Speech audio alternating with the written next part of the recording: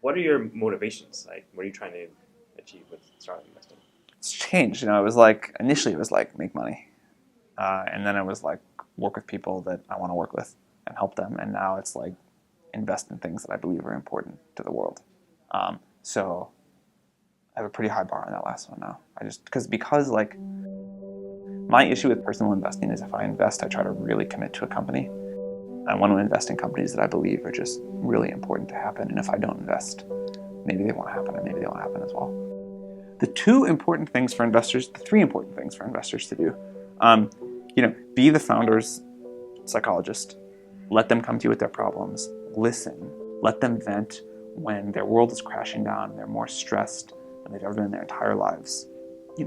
Let them come see you. Take them out to dinner, and just listen and just be a supporter. That's probably the most important thing. The second is provide a light touch, external forcing function for company progress.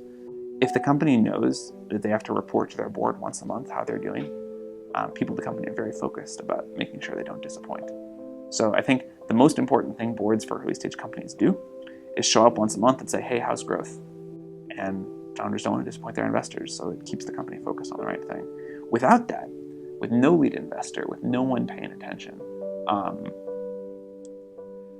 kind of companies get lost in the wilderness. Now that can go too far. Investors that are trying to like tell their founders what to do every day, that's disastrous. But showing up once a month and saying, hey, how's growth? That's a very important forcing function.